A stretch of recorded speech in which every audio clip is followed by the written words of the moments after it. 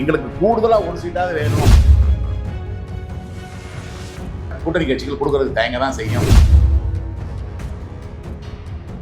வாக்கு வங்கின்றது குறைஞ்சு போயிடுது. நீங்க கூட்டணியை போக விடாம பண்றதுக்கா பண்ணி யாருமே வாக்கு வங்கி நிரூபிக்கலங்க. மைனாரிட்டி ஓட்டு போயிடும். திமுகவுக்கு பாதிப்பு உண்டாகும். விஜய் பக்கம் எவ்வளவு போயிடுச்சு, அவங்க யங்ஸ்டர்ஸ் எவ்வளவு பேர் போனாங்க. விஜய் வருவார், விஜய் வந்தா ஜெயிச்சிடலாம், ஆட்சி அமைச்சிடலாம். பகுதியை சொல்லி பர்சன்டேஜ் சொல்லி அதை வெளிப்படுத்தாம, ஆனா விஜய் போய் சேர்ந்துட்டாருன்னா வேற மாதிரியான முடிவு வரும்.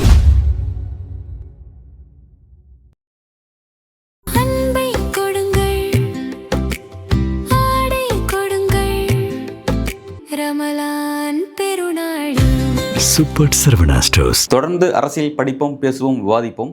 மறக்காம நம்ம சேனல் நியூஸ் ஃபோக்கஸ் தமிழை சப்ஸ்கிரைப் பண்ணி இணைந்திருங்கள்.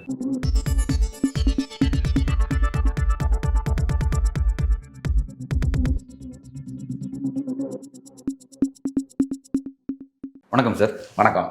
திமுக கூட்டணியை பொறுத்த வரைக்கும் என்ன நெருக்கடி போயிட்டு இருக்கு சார்? திமுக அணிக்குள்ள என்ன பிரச்சனை போயிட்டு இருக்கு? திமுகவில் இன்னைக்கு காலை இப்போ இந்திய கம்யூனிஸ்ட் கட்சி ஓகே ஆகிட்டாங்க. அதை அப்படியே ஒன்றுனா ரிலீஸ் பண்ணுவாங்க. முதல்ல இந்திய கம்யூனிஸ்ட் கொண்டாந்துட்டாங்க, அதை ஒன்று குறைச்சிக்கும். முதல்ல மதிமுக கொண்டாந்தாங்க, 4 கொண்டு. இப்போ இந்திய கம்யூனிஸ்ட் அவங்க 4 போயிடக்கூடாது, 5 வந்தால் பரவாயில்லன்னு நினச்சி வச்சு 5ட்டாங்க.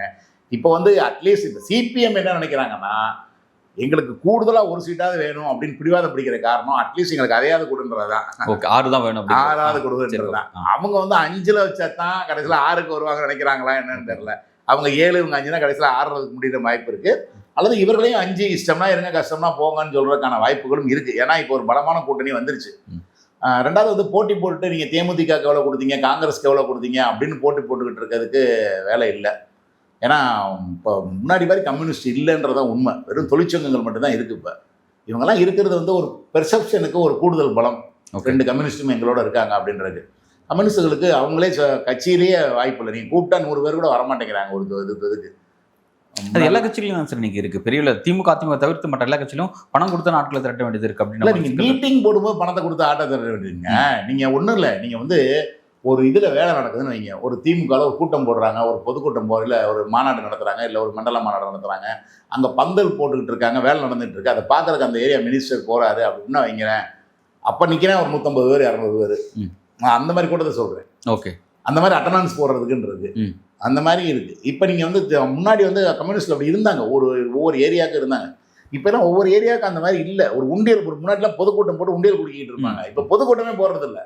ஓகே, ஏன்னா பொதுக்கூட்டம் போட்டால் யாரும் வர்றதில்லை. அங்கே முதல்ல ஆளுங்களே குறைஞ்சிட்டு இருக்காங்க. ஒவ்வொருத்தராக ஒவ்வொரு கட்சிக்கே இதுலேருந்து பிரயோஜனம் இல்லைடா, ஒன்றும் யூஸ்லெஸ்ன்னு போயிட்டே இருக்காங்க. நீங்கள் யூனியனில் மட்டும்தான் கம்யூனிஸ்டுகள் இன்னமும் இதாக இருக்காங்க. அங்கே இருக்க தொழிற்சங்கத்தில் இருக்க அந்த இவர்கள்லாம் பார்த்தீங்கன்னா திமுகவிலே ஓட்டு போடுறவங்க ஓட்டு போட மாட்டாங்க கம்யூனிஸ்ட்டுக்கு. திமுகவுக்கு போடுவாங்க, அதிமுகவுக்கு தான் போடுவாங்க. ஆனால் அவங்க இப்போ டாஸ்மாகில் ஒரு பிரச்சனை, ரேஷன் போக்குவரத்து பிரச்சனை, உடனே கம்யூனிஸ்ட் போய் நிற்பாங்க. சிஐடியில் தான் போய் நிற்பாங்க. எங்களுக்கு இதை முடிச்சு கொடுங்க, அதை பண்ணிக்கணும், அதெல்லாம் மெம்பராக இருப்பாங்க. ஆனால் ஓட்டு போடுறாரு. இதை ஒரு சண்முகமே சண்முகமே என்ற ஒத்துக்கிட்டாரு. சார் எங்களுக்கு ஒருத்தர் ஓட்டு போட்டார், எங்களுக்கு ஒரு கோரிக்கை வைக்கிறாரு கல்வராயன் மலை பகுதியில். நான் என்னங்க நீங்கள் எந்த கட்சிக்கு ஓட்டு போட்டீங்க, நாங்கள் நின்றுமே ஓட்டு போட்டிங்களான்னு கேட்டேன். இல்லைங்க நான் திமுக தாங்க எப்பயும் போடுவேன்றாரு. அப்புறம் ஏங்க இந்த பிரச்சனை ஏன்டா கொண்டுறீங்க அப்படின்னா, இல்லை இதை நீங்கள் மட்டும் தான் செய்ய முடியும், வேற யாரும் செய்ய மாட்டாங்க, ஆளுங்கட்சி செய்யாது, நீங்க தான் செய்யணும். மக்கள் மன்றத்தில் கம்யூனிஸ்ட் கட்சியில் வெற்றி பெறாங்க. தேர்தல் அரசியல் அப்படின்னு வரும்போது அங்கே இதாகிறாங்க. அதனால வாக்கு அரசியல் அதை ஒத்துக்கிறாங்க கம்யூனிஸ்ட். வாக்கு அரசியல் நாங்கள் தோத்துட்டோம், பின்தங்கி இருக்கோம், அதை பழையபடி நாங்கள் எடுக்கிறதுக்கு பார்க்கணும்னு சொல்லி. நீங்கள் சித்தாந்த ரீதியாக அவர்கள் இன்னும் ஸ்ட்ராங்காக இருக்காங்கன்றது வேற விஷயம். அவர்கள் மார்க்ஸ் கொள்கையிலையும் இதுலையும் இருக்காங்கன்றது வேற விஷயம். பட்டு வாக்கு வங்கின்றது குறைஞ்சி போச்சு. வாக்கு அரசியலை அவங்க குறைச்சிக்கிட்டாங்க அல்லது குறைய விட்டுட்டாங்க. அதை மீட்டெடுக்காமல் கூடுதல் சீட்டு கேட்கும்போது அது நிச்சயமாக கூட்டணி கட்சிகள் கொடுக்கறதுக்கு தயங்க தான் செய்யும். மேபி 5 அல்லது 6ல் இன்னைக்கு கம்யூனிஸ்ட் முடிஞ்சிடும்னு நினைக்கிறேன். இப்போ இந்த இடத்துல ஒரு முக்கியமான விஷயம் சொல்லப்படுது. இப்போ என்னன்னா இப்போ விசிகா, சிபிஎம், சிபிஐ இவங்கெல்லாம் பார்த்தீங்கன்னா பாஜக எதிர்ப்புன்ற அந்த திமுக அரசியலுக்கு ஒரு முக்கியமான வடிவம் கொடுக்குவாங்க. அப்படி இருக்கும் இவங்களுடைய அரசியல் எதிர்காலம் இந்த விஷயத்தினால சுருங்கிக்கிட்டே வருது. திமுக இவங்களோட அரசியல் எதிர்காலத்தை சுருக்குறாங்க அப்படிங்கிற ஒரு விஷயத்த முன்வைக்கிறாங்க. அது அந்த பார்வை எப்படி பார்க்கலாம்? அதான் சொல்றேனே, கட்சி சுருங்கிட்டு வருது, அவங்களும் சுருக்க பாக்குறாங்க. நம்ம எல்லாரும் பேசணும். இல்ல அதாவது பர்பஸாவே செய்யறாங்க அப்படின்னு. இப்ப ஒண்ணு இல்ல, அவங்க என்ன சொல்றாங்கன்னா தேமுதிக ரெண்டு பக்கமும் பேரம் பேசிட்டு இருந்த ஒரு கட்சி, அவங்களுக்கு வந்து பாஜக எதிர்ப்பு எதுவும் கிடையாது. கம்பாரிசன் தாங்க இங்க தப்பு. இப்ப என்ன பிரச்சனை, நீங்க தேமுதிக மட்டும் உள்ள சேர்க்காம இருந்தீங்கன்னா இவங்க அவங்க கொடுத்த சீட்டை வாங்கிட்டு போயிருப்பாங்க. தேமுதிக கூட ஒரு பெரிய நம்பர் அவங்க கொடுத்துட்டாங்க அப்படின்னு இவங்க கேள்விப்படும் போதுதான், நேற்று வரைக்கும் அங்கிட்டும் இங்கிட்டும் பேச்சுவார்த்தை நடத்திட்டு இருந்தவங்களுக்கு இவ்வளவு பெரிய சீட்டை கொடுத்துட்டீங்க, எங்களை வந்து நீங்க சுருக்குறீங்க அப்படின்ற குற்றச்சாட்டுக்கு வர்றாங்க. இவங்க என்ன பண்ணாங்க, கூடுதலா ஒரு இது வேற நமக்கு இருக்கட்டும், எதிரணி பலவீனம் பலமாயிடக்கூடாது, அது அங்க போகாம ஒரு கட்சியை நம்ம கொண்டு வந்தோம்னா அங்க மைனஸ் இங்க பிளஸ், அது கூடுதல் பலம் அப்படின்னு நினைச்சு கொண்டு வந்தாங்க. ரெண்டாவது, அந்த நேரத்துல வந்து காங்கிரஸ்க்கு செக் வைக்க வேண்டிய கட்டாயம் திமுக இருந்துச்சு. அதே கூட்டணி அப்படியே தான் இருப்போம் அப்படின்னா நாங்கள் வெளியே போறோம்னு சொல்லலாம், நீ போனா போ, நாங்கள் தேமுதிக உள்ள கொண்டு போறோம், ஓபிஎஸ் உள்ள கொண்டு வர போறோம் அப்படின்னு பயமுறுத்துறதுக்கு திமுகவுக்கு தேவைப்பட்டுச்சு. அதனால டக்குன்னு கொண்டு வந்து தேமுதிக சேர்த்தாங்க. நீங்க தேமுதிக சேர்த்தது ஒரு பெர்செப்ஷனை உண்டாக்குறதுக்கு தான் சேர்த்தாங்க. அவங்களுக்கு அந்த தேவை இருந்துச்சு. அதனால அப்போ காங்கிரஸ் தயங்க ஆரம்பிச்சிருச்சு. ஏன்னா அந்த கூட்டணி இன்னும் பலமாயிட்டே போகுது, இதுல வெளியே போய் நம்ம ஜெயிக்க முடியுமான்னு தெரியலையே அப்படின்னு நினைக்க, அந்த எம்எல்ஏ கேண்டிடேட்ஸ் எல்லாத்தையும் அவர் கருத்து கேட்கும்போது, வேணுகோபால் கருத்து கேட்கும்போது எல்லாரும் என்ன சொல்றாங்க, திமுகவோட போக மாட்டாங்க, ஏன்னா ஸ்ட்ராங் அலையன்ஸ் ஆயிடுச்சு அப்படின்ட்டு. தேமுதிக கொண்டு வரதுக்கு ஒரு நோக்கம் இருந்துச்சு. அந்த நேரத்தில் அதை கொஞ்சம் கூடுதலாக கொடுத்துட்டாங்கன்றதான் என்னுடைய பார்வையும். அவர்களுக்கு வந்து அத்தனை சீட்டு 10ன்னு சொல்றாங்க, அந்த 10 சீட்டுன்றது அதிகம். ஆனால் இப்போ அதுக்காக இப்போ இவர்களுக்காகவே அவர்கள்டையும் குறைச்சி பேசுறதா ஒரு தகவல் இருக்கு. அவங்களுக்கு இப்போ ராஜ்யசபா கொடுத்துட்டோம், நீங்கள் கொஞ்சம் குறைச்சிக்கங்க, வேற எதாவது அட்ஜஸ்ட் பண்ணிக்கலாம், மேயருக்கு ஏதாவது அட்ஜஸ்ட் பண்ணிக்கலாம், கொஞ்சம் குறைங்கன்னு அங்கேயும் பேச்சுவார்த்தை நடப்பதாக ஒரு தகவல் வருது. அதனால இவங்களுக்கு அந்த இவங்க வந்து அதோட தோது போடாமல் இருக்கிறது தான் சரி. தங்களுக்கு என்ன அப்படின்றதெல்லாம் பார்க்க முடியாது. அவங்களுக்கு கொடுத்தீங்க இவங்களை கொடுத்தீங்கன்னு அந்த தோது போடுறது வந்து என்னைக்குமே அரசியலில் சரியா வராது. ஓகே, இல்லை அதாவது ஒரு கொள்கை பார்ட்னர்ஸ் அப்படின்றதுனால அவங்க எல்லாம் இவங்கெல்லாம் வச்சுட்டு கொள்கை பார்ட்னர்ஸ் சொல்கிறாங்க. ஸோ அதன் அடிப்பில் அந்த கேள்வியை முன்வைக்கிறாங்க. இது கூட முக்கியமான நபர் வந்து விசிக திருமாவளவன் அவர்கள். அவர் வந்து என்ன பண்ணுறாருன்னா, அவர் திமுகவுடைய அந்த பேச்சுவார்த்தை குழுவோட பேசும்பொழுது வந்து அவருக்கு வந்து ஒரு மியூச்சுவலான ஒரு பேச்சு எட்டப்படலை, ஒரு பெரிய ஒரு உடன்பாடு எட்டப்படலை அப்படின்றனால தனிப்பட்ட முறையில் ஸ்டாலினை மீட் பண்ணுறதுக்கு பேசுகிறாரு. ஸ்டாலினை மீட் பண்ணால் நீங்கள் அங்கே பேசுங்க அப்படின்னு சொல்கிறார். அப்படின்ற மாதிரி திரும்ப அலக்கடிக்கிறாங்க அப்படின்ற மாதிரியான விஷயம் வந்துட்டு இருக்கு. அவர் எப்படி ஃபேஸ் பண்ணுறாரு? திருமாவுக்கும் அந்த சிக்கல் இருக்குது அப்படின்னு தான் சொல்லப்படுது. திருமா வந்து அவர் ஒரு கட்சியினுடைய தலைவர். அவர் என்ன நினைக்கிறாரு, தான் போய் மற்றவங்கள்ட்ட பேசுறது, அமைச்சர்களோட 2ஆம் கட்ட தலைவரோட பேசுறது, நான் வந்து ஸ்டாலினோட டேரக்டாக பேசணும் நல்லா இருக்கும்னு நினைக்கக்கூடியது ஒரு இயல்பான விஷயம் தான். ரெண்டாவது, இவங்க வந்து எவ்வளோ தட்டி கழிக்க முடியுமோ அவ்வளோ தட்டி கழிப்பாங்க அவங்க கீழே இருக்கவங்க. இப்போ அவரும் என்ன கேட்குறாரு, தேமுதிகக்கு இணையாக எனக்கு சீட்டு கொடுங்கன்னு கேட்குறாரு அவர். அதனால வந்து தேமுதிக இப்போ வரை என்னதான் முடிவு பண்ணி வச்சிருக்கீங்க, அதுக்கு நிகராக எல்லாமே அதை வச்சே வருது. அதனால கேட்க தேமுதிக பொறுத்த வரைக்கும் தெரியல, ரெட்டை இலக்கமா இருக்கு 10ன்னு ஒரு பரவலாக ஒரு பேச்சு இருக்குது, 10 கொடுத்துருக்காங்க அப்படின்ட்டு. அதனால அது எல்லாம் ரெட்டை இலக்கம்னு அந்த கேட்குறாங்க. அவங்களும் ரெட்டை இலக்கத்தில் தான் வந்து நின்றாங்க. 9 வரைக்கும் பேசினப்போ கூட 10ன்னு போனதான் கேள்விப்பட்டேன். ஓகே, அந்த 10 ரெட்டை இலக்கம்னு சொல்லி அந்த ரெட்டை இலக்கத்தை இப்போ எல்லாரும் கேட்குறாங்க. எல்லாரும் ரெட்டை இலக்கம்னு கேட்குறாங்க. அதனால விடுதலை சிறுத்தைகளும் அதை கேட்குறாங்க. விடுதலை சிறுத்தைகளுடைய இது என்னன்னா, நான் எப்பயும் உங்களுடைய வந்து எவ்வளோ நாங்கள் தாங்கி உங்களை பிடிச்சிருக்கோம். அவங்க போன பார்லிமெண்ட்டில் கூட எதிர்ப்பு அரசியல் பண்ணிட்டு நம்மளை திட்டி தீர்த்துட்டு வந்தாங்க. இப்போ அவங்களுக்கு போய் நீங்கள் இவ்வளோ அள்ளி கொடுக்குறீங்களே, எங்களுக்கு பார்த்து கொடுங்க அப்படின்னு கேட்குறதுல ஒரு நியாயம் அவங்களுக்கு இருக்கிறதா தான் படுது அவங்களுக்கு. அதை வந்து இவர் என்ன சொல்கிறாரு, இப்போ இந்த நேரத்தில் கூட்டணி நிறைய சேர்த்துட்டேன், காங்கிரஸுக்கு 3 கூட கொடுத்துட்டேன், வேறு வழியில் நீங்கள் கூட்டணியை வந்து போக விடாமல் பண்ணுறக்கா பண்ணிகிட்டே இருக்கேன், நீங்கள் அப்போ அதுலேயும் வந்து நீங்கள் பண்ணினா ஒரு இடத்துல நாங்கள் போங்கன்னு விடுற மாதிரி தான் இருக்கும் அப்படின்னு தான் ஸ்டாலினுடைய மனநிலை வரும். ஓகே, நான் ஒவ்வொருத்தராக கொடுத்து ஏதோ இது பண்ணி கொடுக்குறேன், இப்போ உங்களுக்கும் நான் குறைக்கணும்னு வச்சுருந்ததா நான் குறைக்காமல் கொடுக்குறேன், நான் உங்களுக்கு ஒத்துக்கிட்டதெல்லாம் நம்மள்கிட்ட குறைச்சிக்கலான்றது தான் நாங்கள் ஒத்துக்கிட்டேன் அப்படின்னு சொல்லி அவர் சொல்லலாம். ஏன்னா யாருமே வாக்கு வங்கி நிரூபிக்கலைங்க. நீங்க இல்ல, ஆனா அந்த கூட்டணிக்குள்ள வந்து விசிகோட growth வந்து கிராஜுவலா வளர்ச்சி அடைஞ்சிருக்கு. தனி கட்சிங்கிற அந்த சொல்றீங்க, நீங்களே தான் கேள்வி கேட்குறீங்க. விஜய்க்கு வந்து விடுதலை சிறுத்தைகளோட ஓட்டு நிறைய போயிருச்சு அப்படின்னு சொல்லி பல பேர் கேட்கறாங்க. ஓ, நான் கேட்கல, பல பேர் கேட்கறாங்க. சரி, என்ன இது மாதிரி நீங்க கேள்விப்பட்டிருக்கீங்களா இல்லையா? கேள்விப்பட்டிருக்கீங்க. அப்புறம் வந்து கிடையாது, திமுக எல்லா கட்சிகளும் என்ன விஜய் வந்து புதுசா வந்து குறிப்பா விஜய்க்கு இதை சொல்றாங்க, குறிப்பா விடுதலை சிறுத்தைகள் அடிக்கடி சொல்றாங்க பல பேரும். ஓகே, வந்து விடுதலை சிறுத்தைகளுடைய ஓட்டுகள் நிறைய நீங்க வந்து அதை வந்து திமுகவுக்கு வந்து பாதிப்பு உண்டாகும் அப்படின்னு சொல்லும்போது மைனாரிட்டி ஓட்டு போயிடும், விடுதலை சிறுத்தைகள் ஓட்டு போயிடும், இப்படிதான் எல்லாருமே அடுக்கிறாங்க வரிசையா. அப்படிங்கும் போது நீங்க விஜய் பக்கம் எவ்வளவு போயிடுச்சு, அவங்க யங்ஸ்டர்ஸ் எவ்வளவு பேர் போனாங்கன்னு நமக்கு தெரியாது. அப்படின்றப்ப இது வந்து இது இன்னொன்று வந்து பாத்தீங்கன்னா, இப்ப நீங்கள் நானும் உட்கார்ந்து விவாதிக்கிறத விட அவங்க வந்து ஐஏஎஸ் வச்சிருக்காங்க, அவங்க வந்து பெண் வச்சிருக்காங்க, அவர்கள் வந்து வச்சிருக்காங்க, அவங்க வந்து அந்த பண்ணி இவங்க யாருக்கு எவ்வளோ வாக்கு வாங்கி எங்கே எவ்வளோ ஆதரவுக்கு எவ்வளோ போயிருக்கு, எவ்வளோ மிச்சம் இருக்குது, இவ்வளோதான், இஷ்டம்னா இருங்க, கஷ்டம்னா போங்கன்னு சொல்கிறது நம்மளை விட அவங்க நல்லா முடிவெடுப்பாங்க. இல்லைன்னா இவங்களை விட்டோம்னா நம்ம வாக்கு போயிடும்னு பயந்தா அவங்களே 2 கூட சேர்த்து கொடுப்பாங்க. ஓகே. அதனால வந்து இந்த கட்சியை வந்து விடுறது நியாயமா அநியாயமா அப்படின்னு சொல்லி நம்ம பேசி பிரயோஜனம் இல்லை. இந்த இடத்த பொறுத்த வரைக்கும் ஸ்டாலினுடைய அந்த முடிவு அவருடைய வியூங்கிறது சரியான வியூகமா இருக்கா? ஏன்னா பல பேரை சேர்த்துறாரு, கிட்டத்தட்ட விடுதலை சேர்த்துல விட மாட்டாருங்க அவரு. இல்ல அது மட்டும் இல்ல, 28 கட்சியில சேர்த்துறாரு, நிறைய சின்ன சின்ன லெட்டர்பேட் கட்சி முதல் எல்லாரையும் சேர்த்து வச்சிருக்காரு. இவ்வளவு வந்து அரித்மெண்ட் ஒர்க் ஆகும்னு நம்புறாரா? இது கரெக்டா? நீங்க அந்த இவ்வளவு பேர் சேர்த்து தப்பான முடிவு நீங்க பாக்குறீங்களா அல்லது சரிதான்? தப்பான முடிவுன்னு நான் பார்க்கலாம். அப்படி வந்து நீங்க வந்து பெரிய அவங்க காங்கிரஸ் ஏற்கனவே இருந்த கூட்டணி தான். தேமுதிக மட்டும் தான் நான் உள்ள புதுசா பாக்குறேன். கமலஹாசன் கூட நான் பார்க்கல.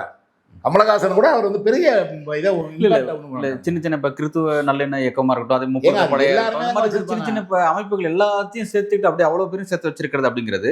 ஏன்னா அவ்வளவு பேர் சேர்க்கறதால இங்க வந்து ஆல்ரெடி இருந்த பார்ட்னர்ஸ்க்கு நம்பர்ஸ் குறைச்சு கொடுக்குற நெருக்கடி இருக்கு.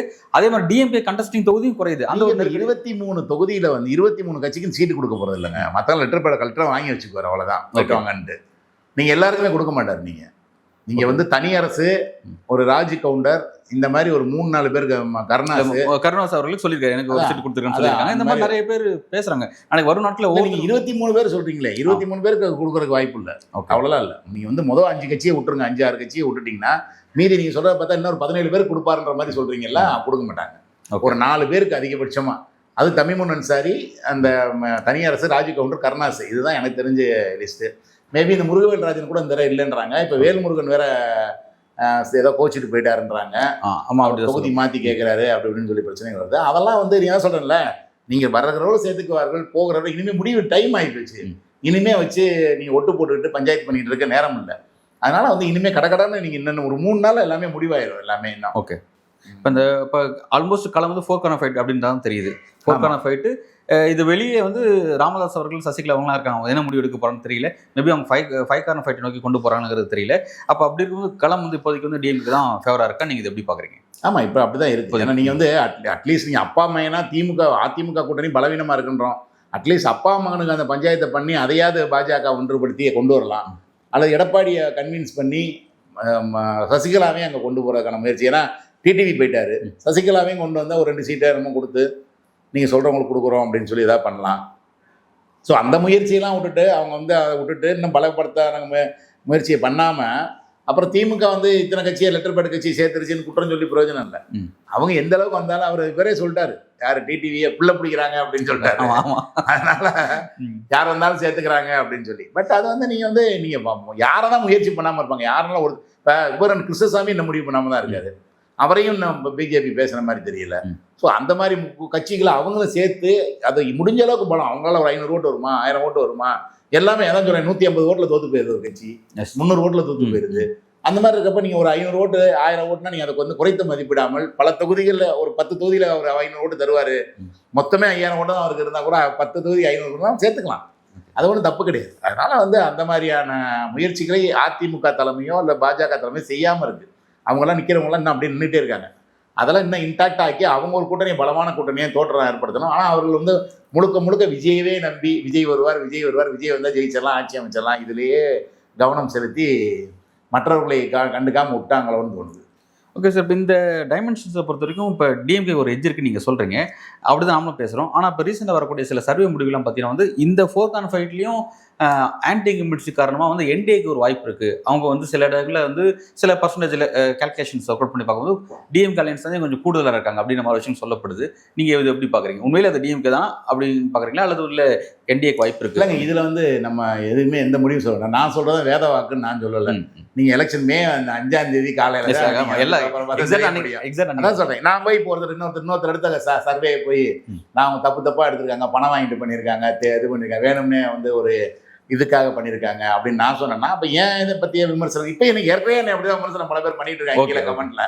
இவர் வந்து திட்டமிட்டு திமுகவுக்கு ஒர்க் பண்ணுறாரு அப்படி அப்படின்னு சொல்லி. அதெல்லாம் கிடையாது. நம்ம 4ஆம் தேதி ஜெயிக்கணுன்றதான் நம்மளுடைய இது.